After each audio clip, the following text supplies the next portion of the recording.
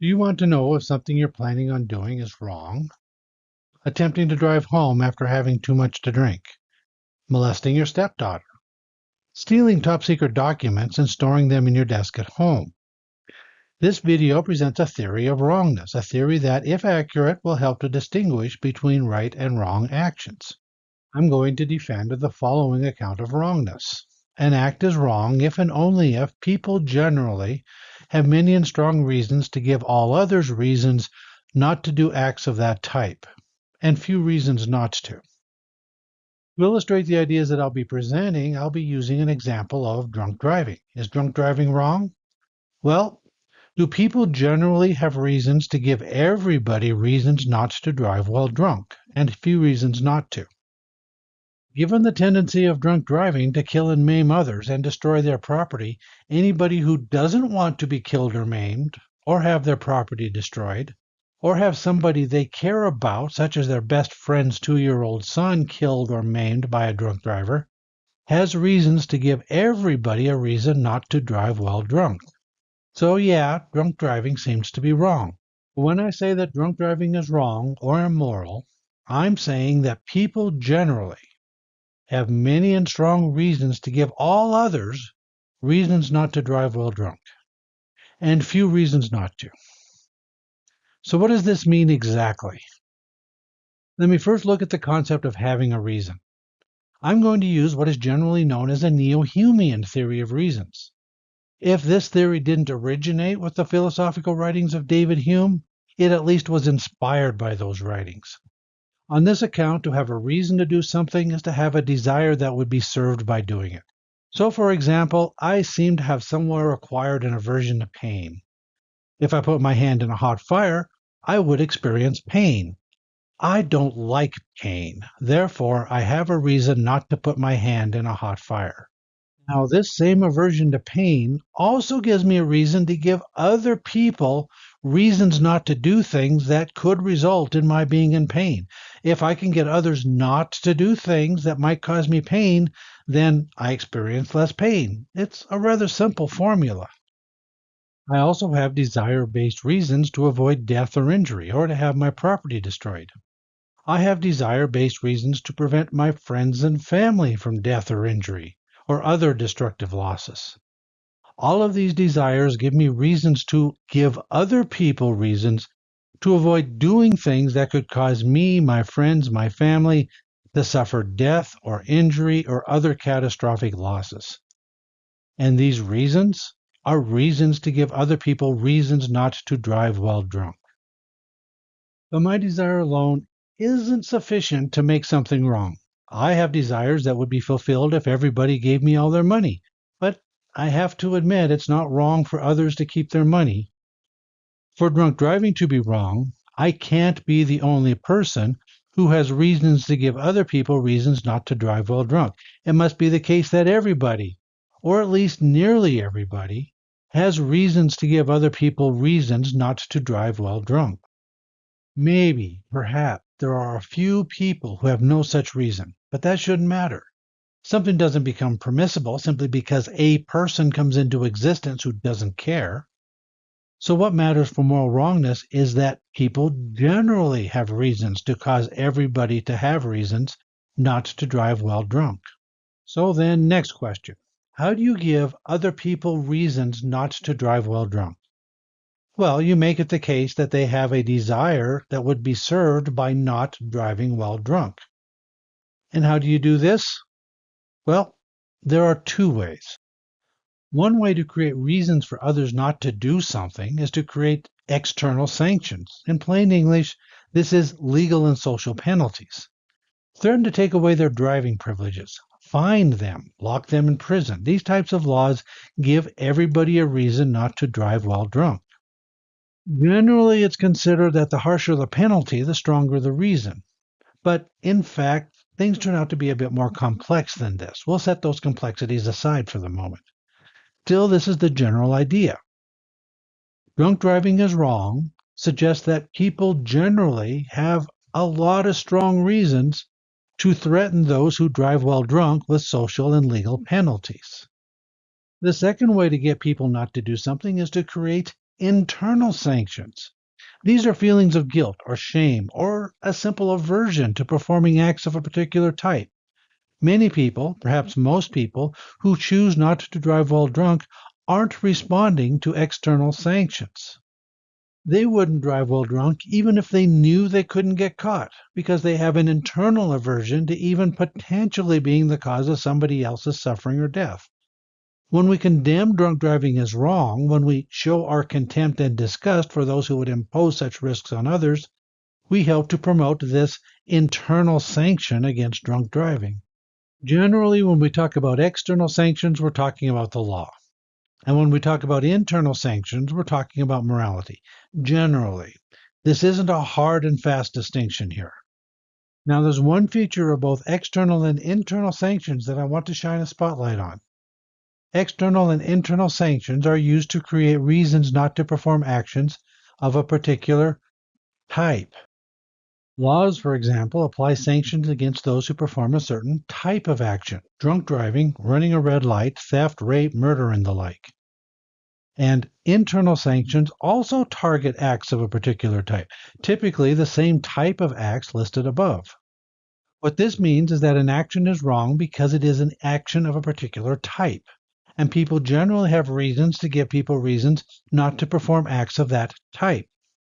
What makes it wrong to break a promise is that it is an instance of the type promise breaking, and people generally have reasons to give everybody reasons to keep their promises. So now I want to look at what this means. What does this say about morality? First, it says that there are moral facts. People generally have many and strong reasons to give others reasons not to drive while drunk. This is a fact. It was a fact before I was born. It will be a fact after I die, and there is nothing about my beliefs or desires that can have any influence on this fact. Now, if you're unfamiliar with philosophical ethics, don't be nervous about this phrase, motivational internalism is false.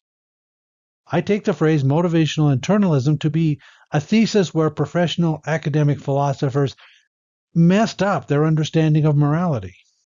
So my message to academic philosophers is this: scrap the idea of motivational internalism. If you're interested, this thesis of motivational internalism says that moral facts come with a certain power to motivate. It must be the case under this thesis that if I judge drunk driving to be wrong, then I must have some aversion or motivating reason not to drive while drunk, according to motivational internalism.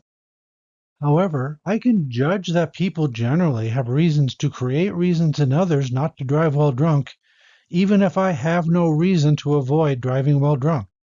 Other people can have reasons to create something that doesn't currently exist. Ultimately, I reject motivational internalism because it has an absurd implication. It says that if I don't care about the harms that I might inflict on others, and I know that I can avoid the external sanctions that others would place on me, then drunk driving isn't wrong. This might be clearer with a different example. If I don't care about the effects I will have on a child, and I know that I can avoid society's sanctions, motivational internalism says that it wouldn't be wrong for me to molest a child, and that doesn't seem right. In fact, the theory of wrongness that I propose says that the opposite is true. Wrong action shows evidence that one doesn't have a sufficiently wrong reason not to perform acts of that type, and that people generally have reasons to create even stronger reasons not to perform acts of that type. So now I want to bring up the third implication. There's no place for free will in this account of wrongdoing. We create internal and external sanctions because they have the ability to influence a person's behavior. And if that behavior contained free will, then the whole project of creating internal and external reasons would have to be scrapped. Fortunately, free will doesn't exist. Therefore, I don't have to worry about the fact that there is no room for free will in this account of wrongdoing. So if there's no place for free will in morality, then why do so many people think that free will is important to morality? My answer is this. Scholars got messed up when they thought they needed to justify having a just God condemn people to eternal damnation. The threat of hell is certainly consistent with creating external reasons to perform or not to perform actions of particular types, such as bearing false witness. The problem comes when a perfectly good, all-knowing God has to punish somebody in the afterlife. I mean, nobody here is going to know if God said, just kidding, and failed to punish. To solve this problem, scholars invented free will and a special type of desert that made it acceptable for God to condemn people to hell for their transgressions on earth. This has since contaminated academic thinking on this matter. Even philosophers who don't believe in God or an afterlife in which people receive rewards and punishments still think in terms of free will and this special type of desert. But while academics were being confused by concepts and theories originally designed to justify God's punishment of transgressors in the afterlife, regular people in their regular everyday interactions remained focused on the problem of creating internal and external reasons not to engage in certain types of actions in this life. Okay, next, I suspect that an academic philosopher might argue that by removing motivational internalism and free will from morality, I've changed the subject. What I'm talking about isn't morality at all, it's something else. Part of my response to that objection is call it what you will. The name we give something doesn't matter. Revoking Pluto's status as a planet didn't change its size or its orbit. At least I'm referring to something real and useful, giving people reasons not to perform acts of a type that tend to harm others. Morality that requires desire-independent values and free will doesn't exist. It should be tossed in the metaphysical dustbin so that we can get on with reality.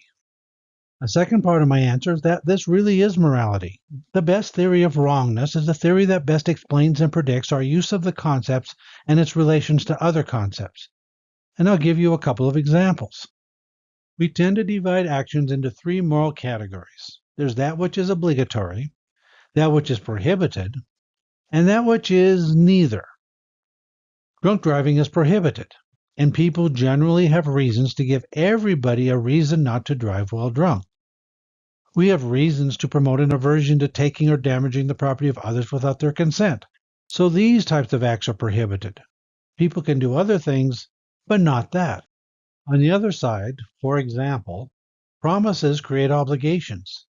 For obligations, we give people reasons, both internal and external, to perform the act rather than something else. And then there's this huge range of actions where we have virtually no reason to give everybody a reason to perform the action, which would have made it obligatory, or to not perform the action, which would have made it prohibited. Wearing a red shirt, for example, we have no reason to give everybody a reason to wear or to not wear a red shirt. What we wear, what we eat, where we live, who we marry, our profession, our hobbies, there are virtually no reasons to promote universal reasons to engage in or refrain from any of these activities. So they are in the category of non-obligatory permission. Next, another example. This theory allows us to account for different types of excuses. For example, it does no good to yell at a hurricane. You can't give a weed a reason not to grow in the garden, and polio doesn't respond to external sanctions. There's no sense of creating internal and external reasons to engage in this type of behavior, since this behavior is not driven, even indirectly, by internal and external reasons. Next, many forms of mental illness also render the creating of external and internal reasons entirely ineffective. In these cases, one can be not guilty by reason of mental illness. However, the effect that a mental illness has on moral responsibility is a bit complex. An individual may not choose to be a pedophile. A pedophile may be motivated to have sex with children, and pedophilia itself may not respond to external or internal sanctions. However, much of the behavior that pedophilia motivates can also be influenced by other internal and external sanctions. When this is the case, the existence of a mental illness doesn't provide an excuse against wrongdoing. Drunk driving is wrong, but let's say you're out camping with your kid. Your kid is asleep. You take a couple shots of alcohol to help you sleep out here in the wilderness, and then 15 minutes later, a bear mauls the kid. You control the bleeding as well as you possibly can, wrap the kid in a blanket, load the kid into the car, and make for the nearest hospital. Yes, people generally do have reasons to promote in everybody an aversion to drunk driving, but we don't expect the aversion to be so strong that a parent will let their child bleed to death rather than drive while drunk. And fourthly, there's the excuse of duress. People generally have reasons to cause everybody to have a reason not to perform some action, but somebody kidnaps your kid and gives you a reason to perform some action that people generally have reasons to give everybody reasons not to perform. If the threat is serious enough, then go ahead and do what you are told. A good person would have an aversion to performing such an action. But a good person can still be allowed to have a stronger aversion to the consequences of refusing to obey. In addition to using this theory to understand the three moral categories of action, obligation, prohibition, and non obligatory permission, and to understand excuses, we can use it to understand the slogan ought implies can. We can't blame you for failing to teleport the children out of a burning building if you have no ability to teleport the children out of a burning building. We can understand the scope of this slogan by asking whether the type of behavior in question can be made more or less common by giving people reasons to perform or not perform actions of that type. No matter what reasons we give people, they can't teleport children out of a burning building, so it's not the case that they ought to do so. These are just three examples to illustrate how we would test whether this is actually a theory of wrongdoing or merely changing the subject. We would need to explain other things, such as mens rea or culpability, the types of evidence used in moral reasoning, the principle of proportionality, that the punishment should fit the crime, and a number of other factors to determine if this fits into a theory that can explain and predict the use of moral terms. I hold that the theory would be successful in this test, but the proof is going to have to require a number of videos. Now, if this theory is any good, it should be useful in answering all sorts of questions as to whether a certain type of action is right or wrong. Is it wrong to take or destroy other people's property without their consent? Well, do people generally have reasons to give everybody reasons to refrain from taking or destroying other people's property without their consent? Seems to me that they do. Is it wrong to have sex with a mature and competent adult of the same gender? I see no reason to give everybody a reason to refrain from such behavior. Is it wrong to use drugs? Is it wrong to eat meat? Is it wrong to execute people for certain crimes, and if so, for which crimes? Is it wrong to invade neighboring countries for the purpose of claiming their territory as one's own? I'm going to leave these questions up to the reader to answer, at least for now. There'll be more to say in the future.